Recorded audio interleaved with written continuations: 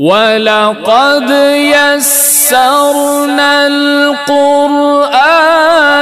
लिज़्ज़िक्रि फ़हल मिन मुद्दकिर। मुनाफिकीन का जब हम सोचते हैं इनके बारे में, इनकी तारीख़ के बारे में कि इनका आगाज़ कब होता है, तो नबी करीम सल्लल्लाहु अलैहि वसल्लम की विलादत मुबारका जो है बाशहादत वो मक्का मुकरमा में होती है और वहीं आपको ताज नबूवत से सरफराज किया जाता है और फिर वहीं आप 13 साल मुसलसल लोगों को तबलीग करते हैं, वाज करते हैं, इबलाग करते हैं। फिर हिजरत मदीना होती है। मदीना के अंदर जिसको पहले यसरब कहा जाता था, उसमें 2 बड़े कबीले खजरज और औस, फिर 3 और कबीले उनके साथ जो हैं बनु कैनका, बनु नुज़ैर, बनु कुरैज़ा। ये 3 यहूदियों के कबीले हैं। इनमें से एक कबीला जो है बनु कैनुका, वो खजरज का, और दोनों बाकी 2 कबीले वो औस के हलीफ थे। ये अरबों की एक तहजीब थी कि जो कमज़ोर कबाइल थे या अफराद थे वो ताकतवर लोगों के हलीफ बन जाते, वो फिर आपस की अपने अहद को, हलफ को निभाते थे। तो खजरज कबीला जो था, बड़ा मोतबर कबीला यसरब का,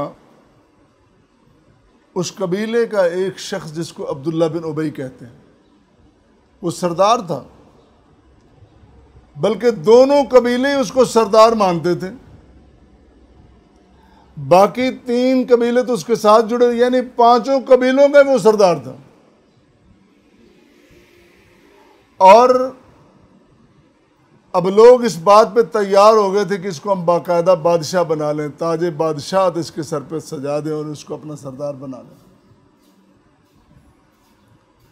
लेकिन जब मुसलमान हिजरत करके मदीना चले गए, यसरब चले गए और यसरब को मदीना बना दिया, तो उसकी ख्वाहिशात पे, उमंगों पे औस पड़ गई। क्योंकि उन लोगों में वो समझते थे इसको सरदार बनाया जा सकता, लेकिन उसमें वो खूबियां नहीं थीं जो एक सरदार की होती हैं कि अपनी बात पे डट जाना, पक्का रहना, और अंदर और बाहर बंदे का एक हो। सरदार की खूबियां होनी चाहिए ना। वो कैसा लीडर है जो ऑन द रिकॉर्ड कुछ कहे, ऑफ द रिकॉर्ड कुछ कहे। सही लीडरों का on the record, off the record, मजलिस में, लोगों के सामने, घर में, हर जगह एक ही उसकी सीधी सीधी बात होती। तो अब जब नबी करीम सल्लल्लाहु अलैहि वसल्लम वहां तशरीफ ले गए, आपका जब वहां पे मुलाकात हुई, फिर मिसाक मदीना होता है, फिर सारे कबीलों को आपके साथ चलना पड़ता है। तो यहां कोई बात थोड़ी सी ढकी हुई थी, लेकिन जब ग़ज़वा बदर हुई, जंग बदर, उसमें बात वाज़ेह हो गई। हक़ और बातिल बिल्कुल अलग-अलग, और अल्लाह ताला ने हक़ को फतह नसीब कर दी। और अल्लाह ताला ने अपने पैगंबर की कामयाबी के झंडे गाड़ दिए और दुश्मनों के दिलों में भी रोब पड़ गया। अब ये जो इस तरह मिलजुल के रह रहे थे, अब उसको मजबूरन इस्लाम कबूल करना पड़ा, क्योंकि मुसलमानों की हैत सतवत वहाँ पे मुसल्लमा हो गई।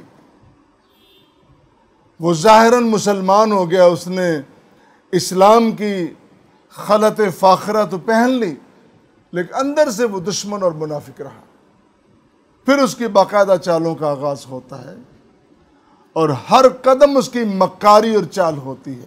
फिर हम एक और चीज़ देखते हैं कि ये मुनाफिकीन जो अंदर से यहूदी हैं, यहूदियों में बहुत कम मुसलमान हुए थे।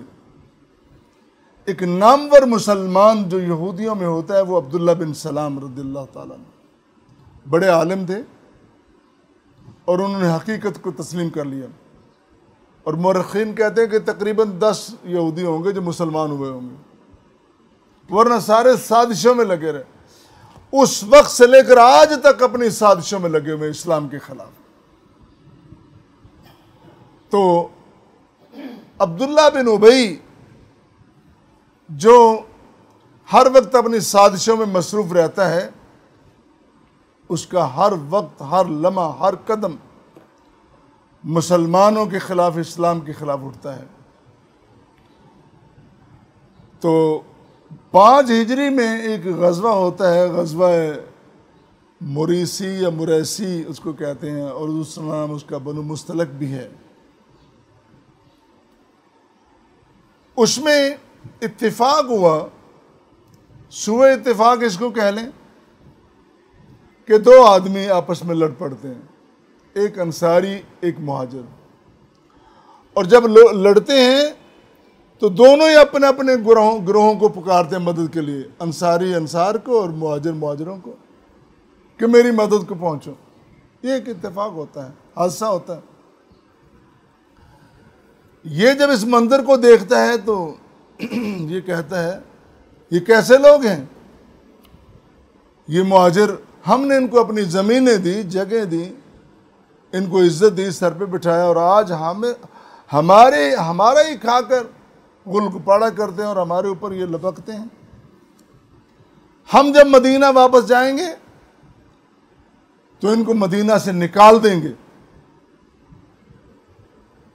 इस तरह का जब इज़हार करता है तो वहाँ एक नौउम्र नौजवान नौखेज सहाबी हैं, ज़ैद बिन अरकम रज़ियल्लाहु ताला अन्हु, उनको ये बातें अच्छी नहीं लगी। मुसलमान बच्चा हो, मुसलमान जवान हो, मुसलमान बूढ़ा हो, मुसलमान खातून हो, बच्ची हो, बूढ़ी हो, उन्हें कभी भी इस्लाम के ख़िलाफ़ कोई बातें अच्छी नहीं लगती। उनकी गैरत ईमानी बेदार होती है, बल्कि बेदार रहती हैं। उसने वापस आके सारी बातें नबी करीम सल्लल्लाहु अलैहि वसल्लम को बताई। तो आपने बुला लिया अब्दुल्ला बिन उबई को, आओ भी तुमने ये बात क्यों की? तो वो ऐसा मक्कार आदमी साहब मुकर गया, कहने लगा मैंने तो बात की नहीं। अब चूंकि उसके खिलाफ जो शाहिद था, गवाह था, वो नौउम्र था, तो ज़ैद बिन अरकम की बात को बच्चा समझ के टाल दिया गया, लेकिन वो बड़ा रंजीदा हुआ। अब उसकी रंजीदगी, उस बच्चे की ईमान की गैरत और रंजीदगी वो इतनी ज़बरदस्त थी, उसने ज़मीन व आसमान के खला को हिला के रख दिया। अल्लाह ने बाकायदा इसके लिए आयात नाजिल की, पूरी सूरह नाजिल की, सूरह मुनाफिकून 11 आयात पर मबनी है। और फरमाया, उसके झूठ को वाज़े कर दिया।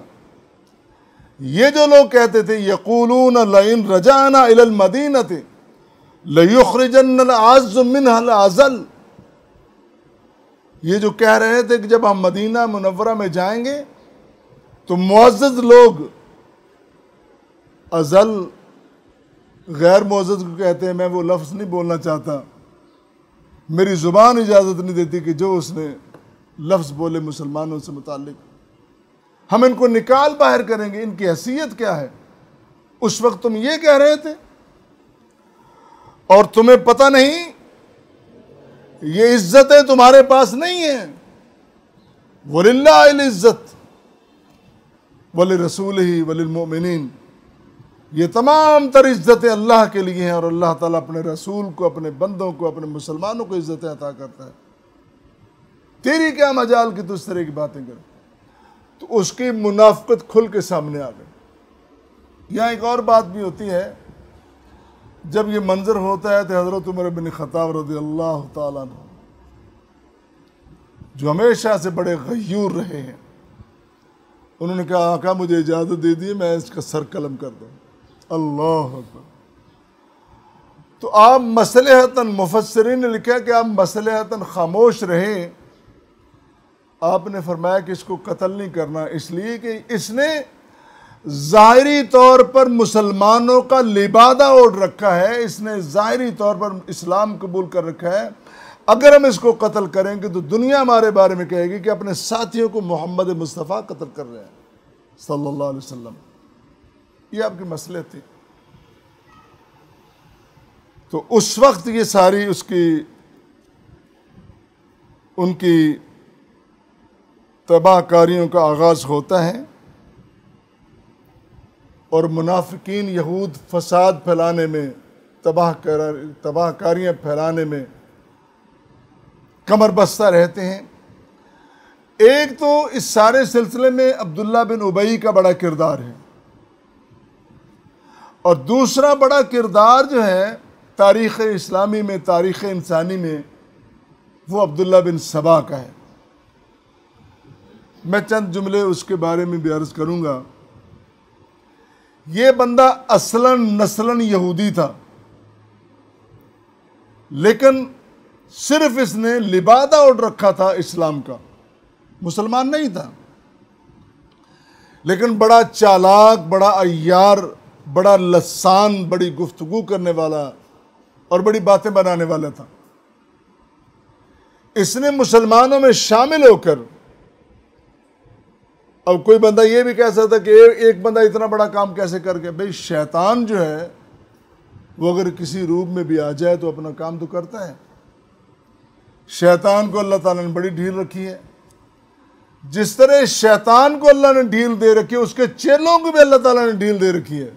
भाई कर लो जो तुमने करना है, और याद रखना मेरे बंदे कभी तुम्हारी बातों में नहीं आएंगे। तो अब्दुल्ला बिन सबा जो असलन नस्लन यहूदी था, इसने मुसलमानों में बड़ा तफक्र डालने की कोशिश की, और ये पहला बंदा है जिसने सहाबा किराम रिज़वानुल्लाह अलैहिम अजमईन के किरदार को मशकूक करने की कोशिश की। ये पहला बंदा है जिसने सहाबा पे लान तान की। ये वो शख्स है कि जिसने हज़रत उस्मान ज़ुन्नूरैन रज़ियल्लाहु ताला अन्हु को भी नहीं बख्शा। नबी अकरम के करीब तरीन, मोतमद तरीन असहाब को भी इसने नहीं बख्शा।